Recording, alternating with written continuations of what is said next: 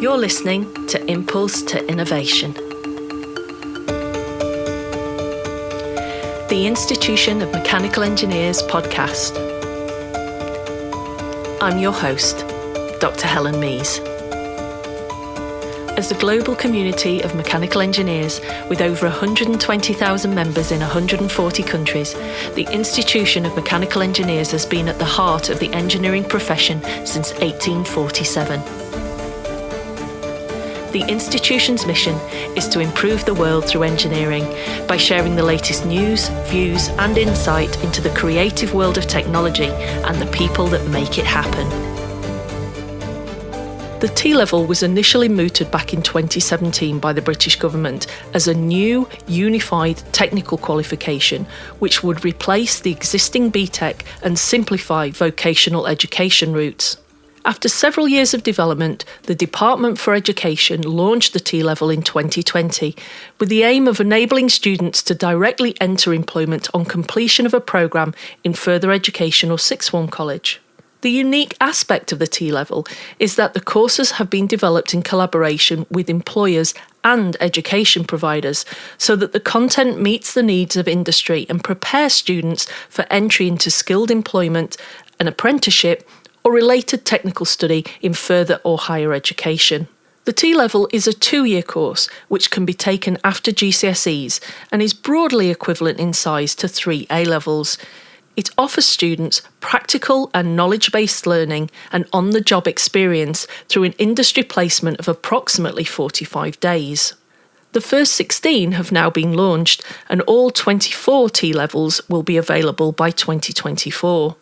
Under the Engineering and Manufacturing T-level banner, there are 3 to choose from: Design and Development for Engineering and Manufacturing, Maintenance, Installation, Repair for Engineering and Manufacturing, and Engineering, Manufacturing, Process and Control.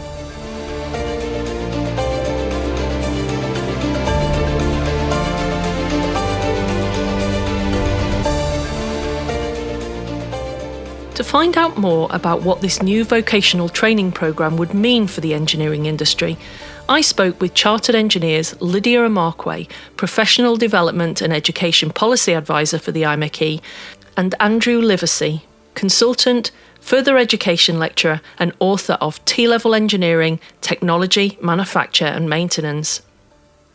Lydia works with key stakeholders outside the IMechE to identify gaps in the educational landscape which could help address workforce challenges and equip engineers with the right skills for a successful career. She also works with the Education and Skills Strategy Board to develop the institution's strategic direction in education. Andrew is an experienced company director as well as having authored several engineering textbooks. He is passionate about STEM education and lectures at Ashford College in Kent. In 2018, he was part of the employer-led panel set up by the government to develop the T-levels in engineering. In the first half of this episode, I spoke with Lydia about how the IMechE was working with industry to ensure they understood the value of the T-levels. In the second half, Andrew talks with me about the importance of creating a flexible vocational qualification in engineering for young people and what he hoped the T-level would bring to the workplace. Hey Lydia, thank you so much for coming on the podcast again. It's great to have you on the show. I just wanted to start by, I suppose, starting with an obvious question really, but what are the T-levels and how do they sit alongside existing qualifications such as the BTECs and HNDs and A-levels? Hi Helen, it's good to be back. Thanks for having me again. So T-levels, in a nutshell, are new technical qualifications that sit alongside A-levels. They've been developed alongside employers and industry to ensure that students can get the knowledge and skills they need to progress into further education. Once a learner has completed a T-level, they can go on to higher education or choose the technical route, such as an apprenticeship as well. So T-levels only apply in England for the moment, so there are still vocational pathways available for the rest of the devolved nations. Okay. Why have these T levels been introduced? Because surely, as you've just described, we have a lot of routes for young people to take through education. What's the kind of reasoning behind this? So I think the government felt that there were too many routes. As you said, there are a lot of routes. This has been introduced to actually simplify the routes to employment, essentially. Right. So the three routes going forward will be A level, T level, and an apprenticeship. The Okay. BTECs will no longer be available for those subjects that overlap with T levels. So actually, that route is being removed. I think this does play quite a heavy part for engineering, especially, and there are other subjects that are affected because the BTEC does provide the technical understanding for certain subjects, and so that's I think that's why the government have decided that actually a T level will do that. And the USP of a T level is that they have to do a 45-day placement as part of their learning. Right. So there is that link to industry from the offset. Okay, so some of the existing courses will be amalgamated, some will kind of disappear altogether, and they'll come now under this umbrella of the T level, or you will do a more traditional apprenticeship route. That kind of sums it up, right? Yes, that's correct.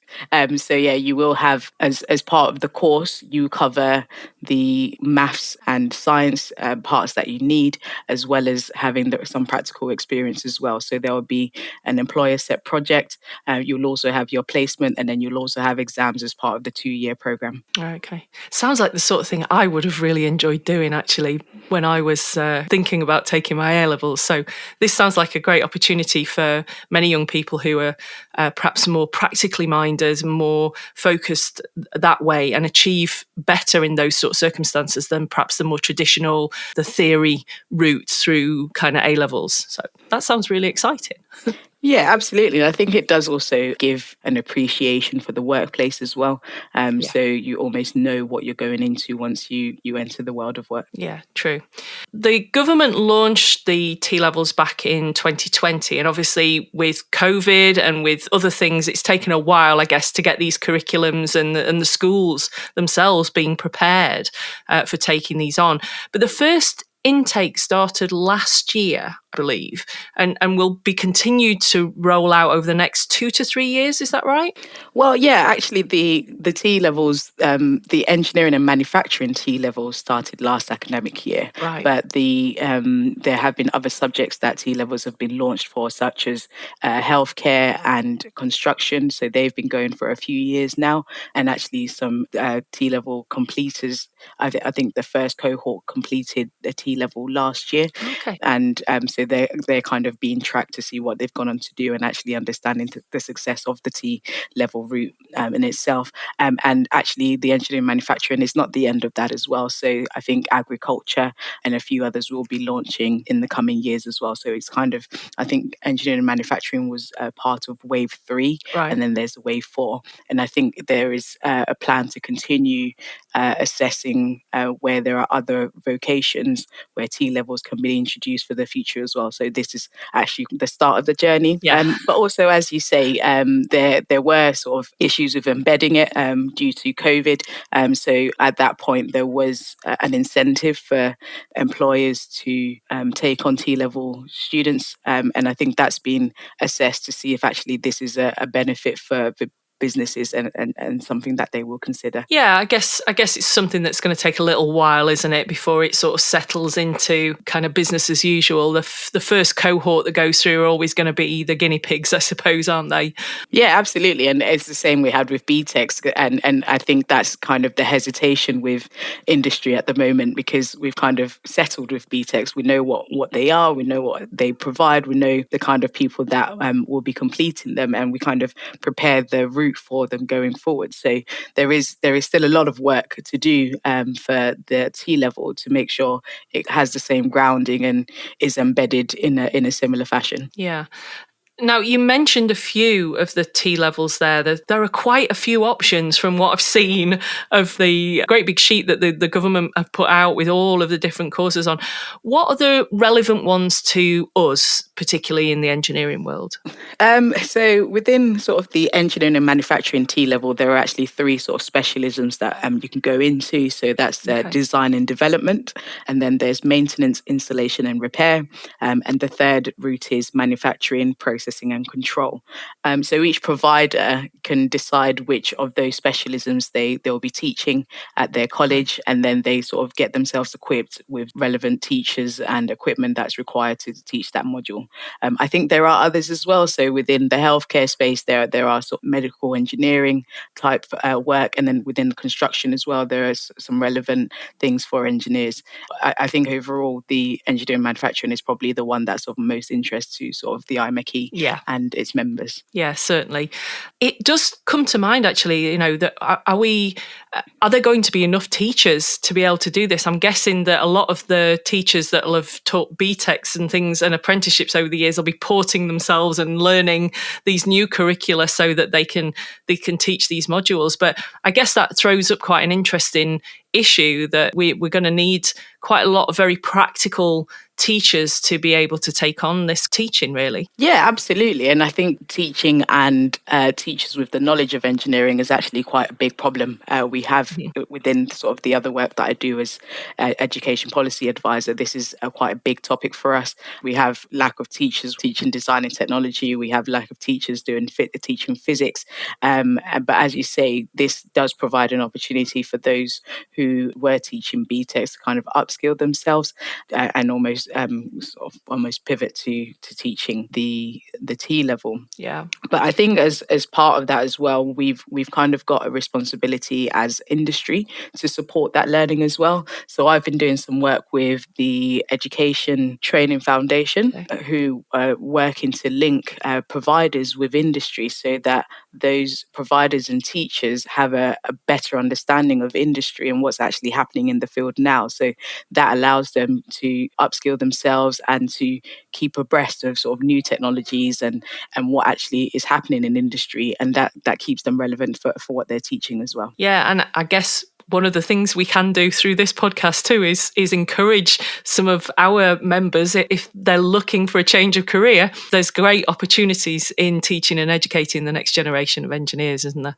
Yeah, absolutely. We as part of the PEIs, we launched a scheme with Royal Academy and IET and a few others called Engineers Teach Physics, and that's a DFE funded project. So I suppose we'll put the link in with the podcast. Absolutely. For anyone who's interested in that. Yeah, most definitely. We'll make sure that that's in the show notes. How is the engineering community taking to the introduction of these training programs? Have employers embraced this whole idea of T levels, or are they struggling to accommodate them? I think it goes back to what we said at the start of this podcast, really, another thing. So I think that's probably the first thing to recognize, that actually, yes, we are introducing something else that employers have to get themselves ready for, but also recognizing that we are sort of expecting quite a few things from employers. So whether it's a work placement or whether it's graduate placement, we're now saying, oh, please have a T-level placement for 45 to 60 days in the year as well. So I think it's taken a while for employers to actually grasp what the requirement for them is as well. What can they do with a T-level learner, and what are their health and safety implications? Yeah. But we do also have the right things in place. Some companies do take on apprentices from 16. So actually the health and safety implications are pretty much the same in that regard. And so the employer can provide the sort of the same level of support as they do for sort of their first year apprenticeships, for example. But I think also we do need to provide more guidance for employers about what kind of tasks a T-level learner can perform. So myself, I'm working with Royal Academy and Engineering UK and DFE to actually create some task profiles. Okay. And that kind of gives a more understanding of the kind of jobs that a T-level learner is supposed to be able to complete, because this is more than just work experience. Yeah. And I think that's really important that we recognize that. So they're not just kind of there to see the workplace, even though that's a massive part of it. We want them to be the future of the workforce. So they need to know that this is what they're going into and this is what the world of work looks like. But we also want them to make a meaningful contribution, and also for almost the employer to see that this could be somebody for future employment for them as well. So it's almost like a slightly extended interview in that case as well. Yeah. We really want to see T-levels as kind of the future workforce. So the future people coming into the workforce, and this is their first experience of that. So yeah, we want to do everything we can to make sure employers have the right tools to be able to support that as well. Do you think then that there is an overlap? You kind of touched on it there, that in terms of assessing the risks in the workplace for these young people to come in and do T-levels is very similar to that of, say, an apprenticeship scheme. Is there an overlap there between the two, or will a student who's done a T-level kind of then go into an apprenticeship kind of rolling on from the T-level? Yeah, absolutely. I think that there definitely is a overlap. So we're actually doing some work to actually understand where these overlaps appear, and then how employers can then take on these T-level learners into sort of a higher apprenticeship or the standard apprenticeship, and how that can sort of lead on to professional registration as IMechE. So there are definitely some parts of the T-level are covered as part of an apprenticeship as well. It's obviously not in the same way, but there are definitely parts that can be applied to an apprenticeship. So I guess where the difficulty will come for a lot of employers is extending that apprenticeship kind of environment to cover the T-levels. And I guess that's where you and the IMechE are trying to ease the way a little bit for employers. Yes, exactly. And we recognise that they also need to have the resource to support this as well. So we want to make it as easy as possible in providing as much information and as many kind of tools to make this work as easily for them as we can. Yeah. Do you think that this is going to bring a lot of benefits to the engineering community and to industry? What kind of benefits will they get from having these T-level students on board? Well, I think, like I've said before, it's kind of an extended interview, and it's you kind of get the first dibs at these young people. They'll be based at local colleges, so they'll be based in the local areas. I think we still need to do some work to understand what this means for sort of rural colleges and things as well. But for those who are based around industry, I think this is kind of a gateway to the employment for their businesses. The other real benefit is these qualifications have been developed with employers. They've tried to make it as relevant for industry as possible with the guidance, as we have done with sort of trailblazers in the past as well. When it came to apprenticeships, this have been developed with a job in mind at the end of it. So this gives them sort of the entrance to that. And I think also the fact that there is flexibility in the T-level as well. These qualifications are sort of the same level as an A-level as well. So if a learner was to choose to go on to university, that's also a viable route for them. So they're not confined so early to the decision of an apprenticeship or higher education. Yeah, that gives them the opportunity to sort of flip and go the academic route if they choose to, or go into the world of work, and kind of bridges that space, I suppose, doesn't it?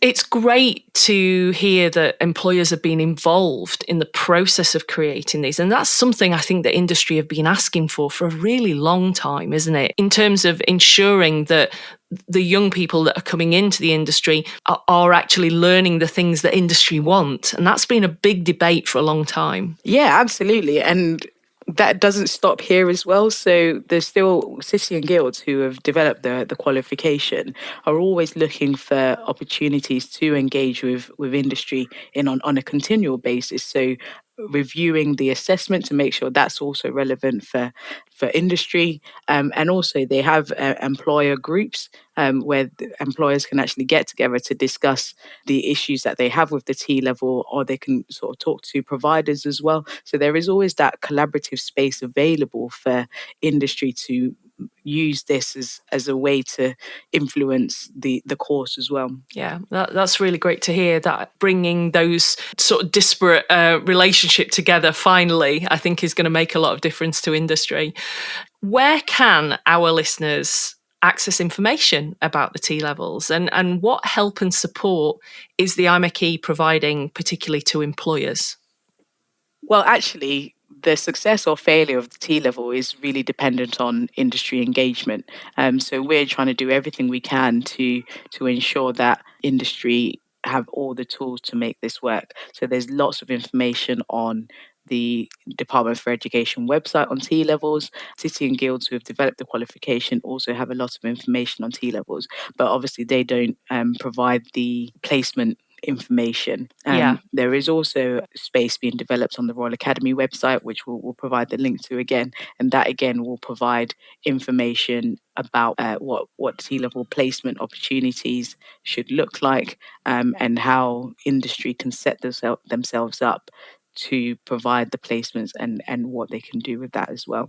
As we said, this is an ongoing conversation, so it doesn't stop there. The Gatsby Foundation have also realised that this is a real gap, so they have advocates who will be working with industry to remove all the barriers that we've identified for the T level as well. So I'll be hosting some roundtables and bringing in these advocates to make sure that all the employers we represent as the IMechE have an opportunity to air their frustrations and also be given some solutions to solve these issues as well. So this is really the start of an ongoing conversation with the employers we represent at IMechE to make sure that this works for engineering. As we say, the BTEC has been removed, so we need to make sure that whatever it's been replaced with, we don't suffer a skills shortage as a result of this route not taking root. Yeah, I think that's a really good point to make, and it's really great to hear that the institution is advocating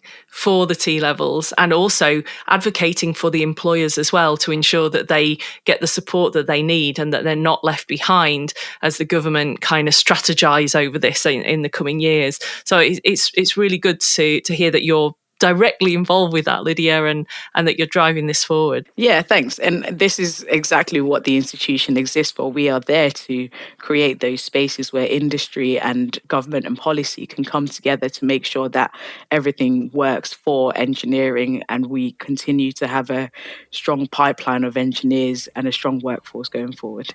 Lydia, it's always a pleasure to talk to you. Thank you so much for joining me on the podcast today. Thanks, Helen. Take care.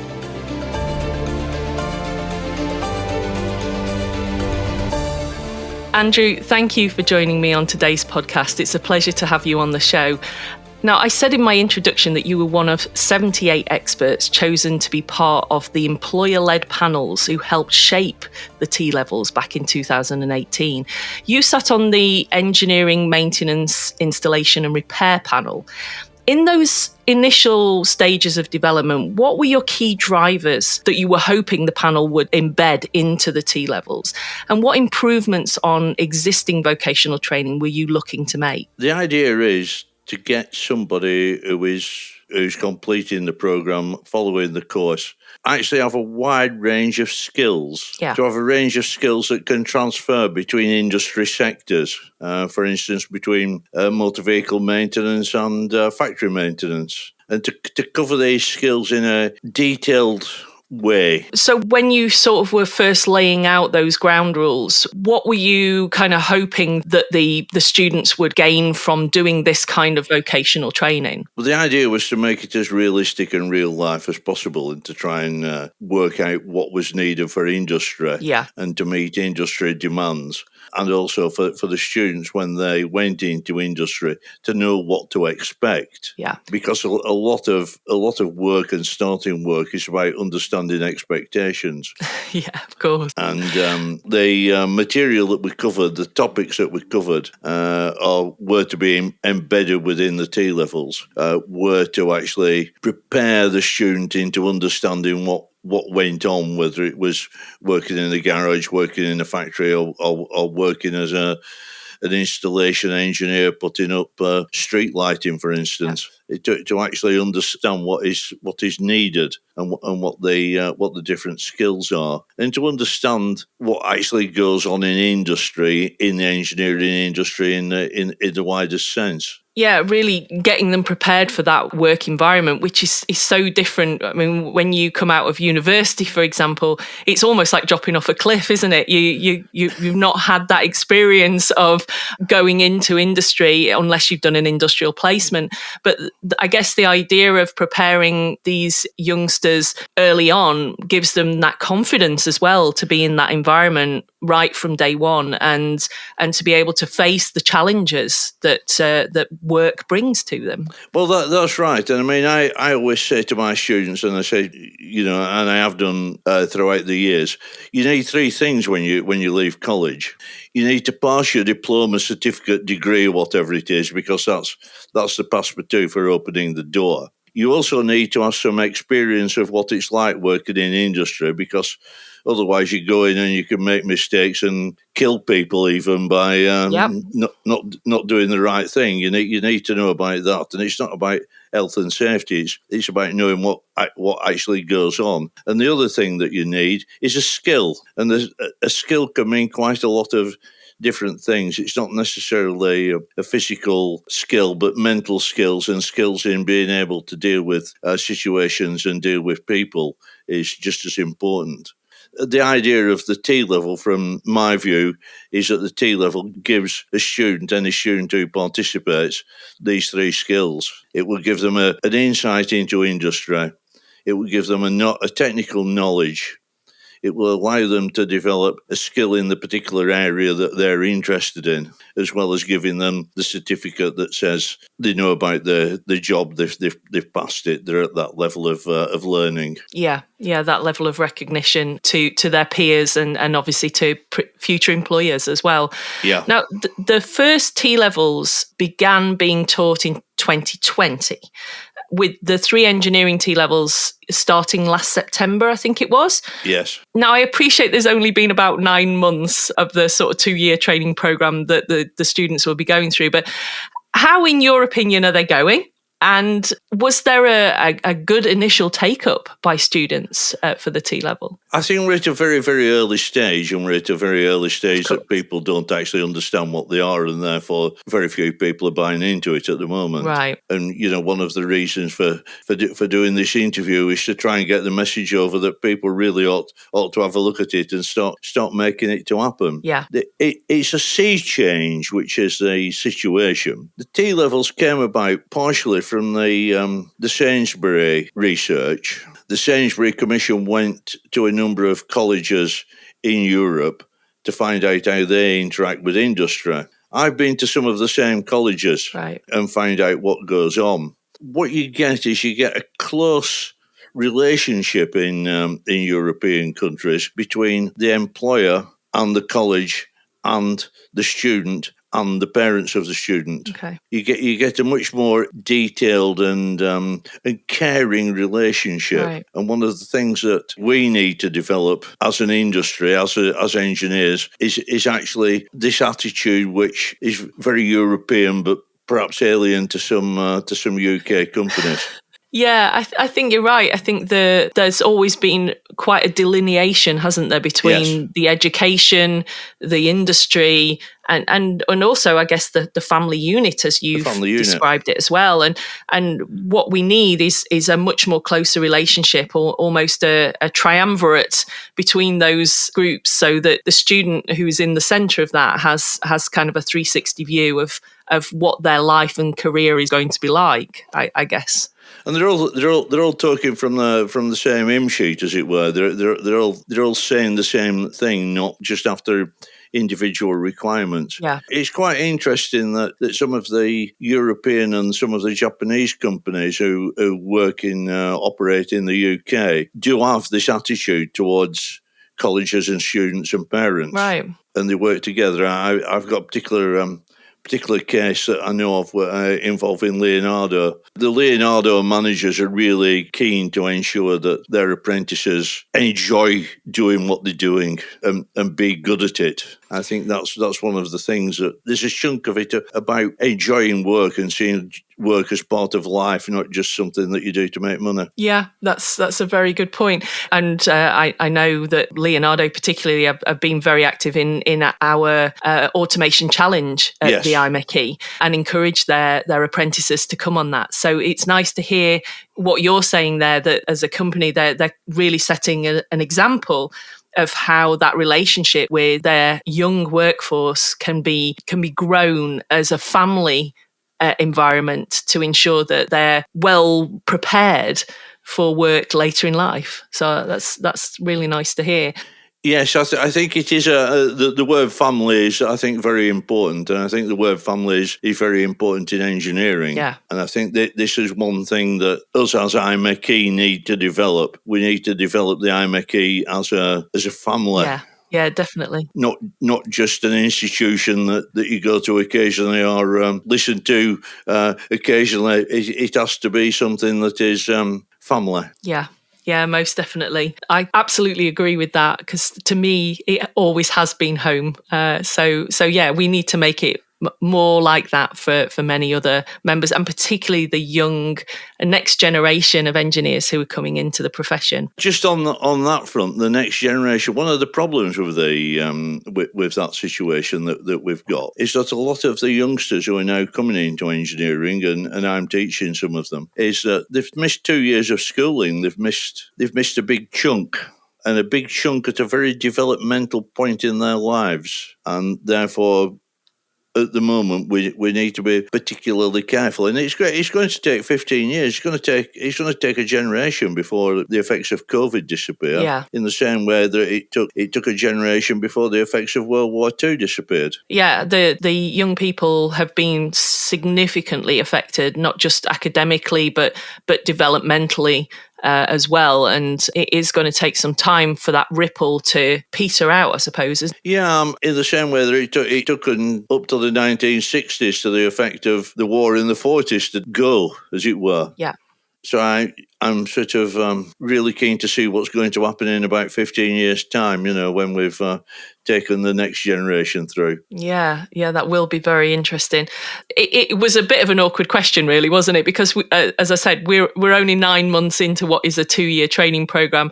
I guess it's going to take time for the word to get out about T-levels, and for also young people to kind of feel engaged with it following COVID and get them involved. So I guess it's a wait and see situation, isn't it, right now? It's a wait and see situation, but I hope that the IMechE and the IMechE ambassadors and so on will take this on board and accelerate it. I think it needs to accelerate, not just to sit there waiting for it to happen or hatch out, or whatever set of words you want to use for that one. Absolutely, and that's why we're doing this podcast today,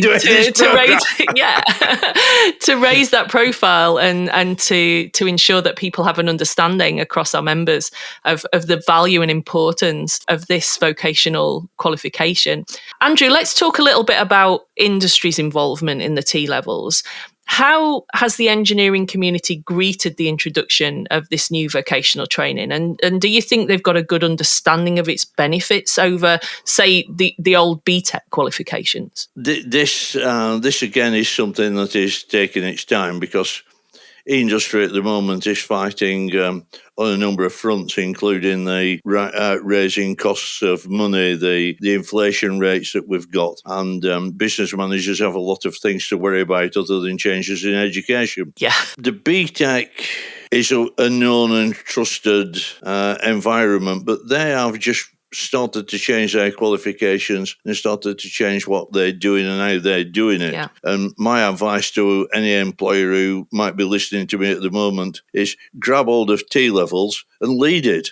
Do it. Make it your own. because you can bend and shape T-levels, which you can't with BTEC. BTEC has a number of set criteria, and they're fixed, and they're not necessarily related to your industry, whereas the idea of T-levels is that the local college will work with you, and then you can relate them to your specific needs, Right. rather than general needs. The greater number of engineers across the UK work at level 3. Okay. So therefore, the T level offers you to be able to train specifically for your work, for your workforce. And was that a key factor then, going back to what we were saying before, in making sure that they were flexible enough for any industry to adopt, rather than a much more regimented structure that the traditional BTECs have offered over the years? Was that kind of a key focus for you? Yes, that was the idea, that you might get a student who comes into it with the mindset of, I want to do this, because of their limited amount of knowledge from school. And the idea was it would cover a wide range. So any point during that time or after the apprenticeship, they could in actual fact move around and make it their own to suit what they needed to do. Right. The same thing applies to the employer, of course. It gives the employer a wider choice in all the T-level students are at a particular level. But also the delivery of it is malleable. It can be hammered into the shape that you want it to be. And I think that is an important feature of it. Yeah, that sounds, certainly, to be able to mould it around the student themselves, because some learn faster than others, some take their time and need to be guided in different ways. So for the employer to be able to cater for that by having a flexible way of training sounds like a really good way forward. So it sounds like the sort of thing that certainly industry definitely needs to be adopting. This is going to be a great way forward for them to create the workforce that they actually want for the first time. Yes, yeah, I think it also opens up a bigger pool, because the requirement to be awarded a T level is the achievement of maths and English at GCSE or level 2 functional skills. Right. Whereas a BTEC level 3 requires that as an entry requirement. Oh, okay. But it doesn't make any difference on the outcomes, because the outcome level is the same. Yeah. It offers employers, and it offers the students a wider range of opportunities. Not all students develop at the same rate. Writing reports and that kind of thing will therefore then help with GCSE or functional skills results, because they're actually doing it and they're doing what they need to do, not just doing something to an academic criteria, an academic measurement point. Yeah, that is a very good point. It's obviously, it's going to take some time for these T-levels to find their place in the existing education and training routes for engineers. But what effect will the T-level introduction have on routes to things like chartership, for example? And I'm particularly thinking of the IMechE. And how have the engineering accreditation bodies responded to the T-levels so far? They haven't, have they? This is one of the problems, that they haven't. Right. One of the things that the IMechE need to do is actually work with Engineering Council and get the T-levels accepted as an IMechE ready qualification. Right. So somebody who completes the T-levels and then completes a period of time in work in a company will then be readily able to register as IMechE. One of the problems I think that we have, not just with the IMechE, but with all the other institutions, is that they tend to focus on chartered engineers and they tend to focus on graduates. Yeah. Whereas the bulk of the workforce in engineering is at level 3, with quite a number at a lower level than that. It's what you need to do to be able to do your job. And not everybody wants to be a chartered engineer. Of course, yeah. I mean, and we wouldn't have the diverse workforce that we have if we didn't ensure that people were recognised for their level of input into a piece of work. That's right. We need to take the sort of stigma out of it. We need to accept people's skills for what they are, rather than have this mythical chartered engineer status. Yeah. Of which I am one. Well, and me too. But when I was coming through, that was what you aimed for. There wasn't the IMechE, you know? No. And I was driven very much towards university. And had I had the opportunity to do it again, Andrew, I think I probably would have gone the apprenticeship route because it would have suited my skill set much better. I'm a much more practical person, like getting my hands dirty. But that was the route that was offered. And I think that there is some work for us to do then in what you're saying is to raise the profile much more of the EngTech, to recognise it as being, the direction that many young engineers want to travel. And we shouldn't be afraid of promoting that and engaging the wider engineering community with that. Absolutely. That is just what the T-level should be doing. We need the support of IMechE ambassadors to actually promote this. And one of the things that we need to promote is that ambassadors work with companies and work with colleges and work with students and act as an intermediary, a go-between, and develop this skilled workforce and develop people who can actually do the job. So today on our show, we need to be encouraging our members to take up the opportunity to be ambassadors for the T-level and to get out there and talk about it and share it with the wider community so that we can encourage more young engineers into the profession, most definitely. Yes, please. Clearly, as I've said, we're still in the early days of this qualification. But what are your hopes, having spent all that time on that expert board, developing the content, talking about what this should all be for students? What are your hopes for the future in, say, sort of 5-10 years down the road?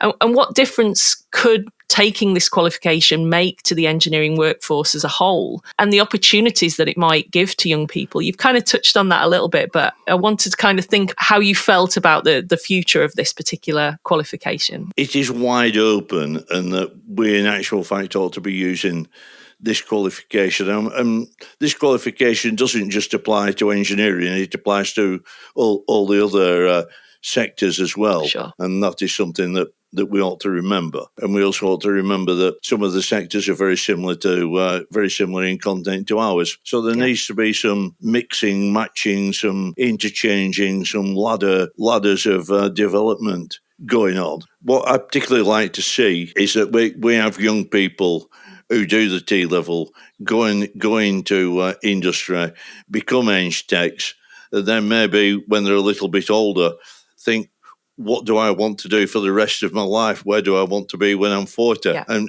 be able to move their career around based on the T-level.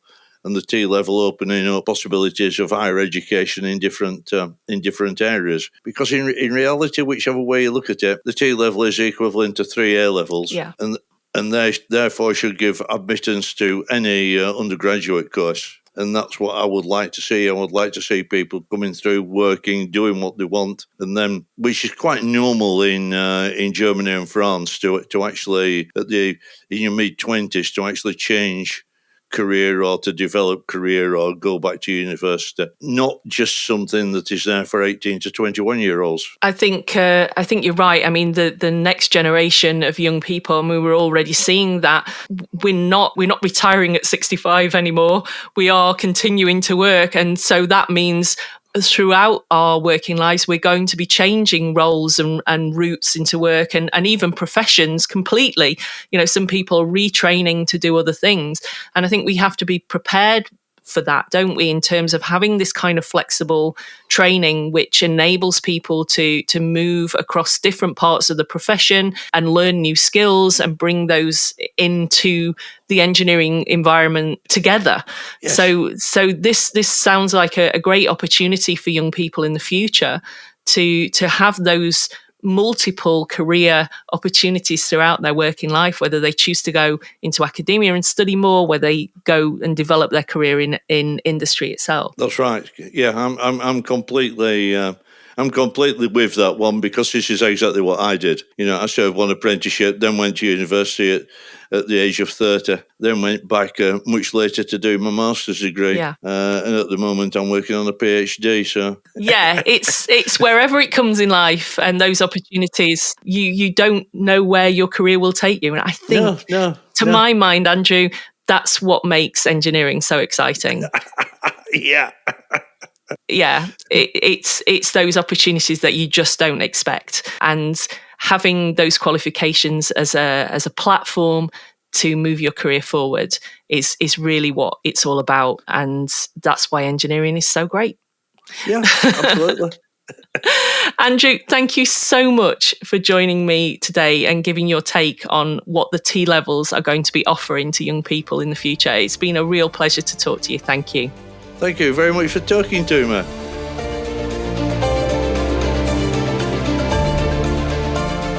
That's all for this month. In next month's show, we will be coming live from Formula Student at Silverstone Park on the 20th of July at 2 p.m. The FS event celebrates its 25th anniversary this year, and teams will be travelling from all over the world to take part in this prestigious competition to showcase their engineering skills. There will be the usual combustion engine cars, as well as the electric vehicles competition and self-driving car challenge. If you would like to tune in and listen to the show live, then just download our Podbean app at imeche.org/FS Live. Through the app, you can dial in to chat to me and my guests on the show, give a shout out to your favourite team, or even tell us about your experiences of taking part in Formula Student in the last 25 years. We even have some goodies to give away. You can find the link to the download in the show notes. You've been listening to Impulse to Innovation, the Institution of Mechanical Engineers podcast. Thanks for listening.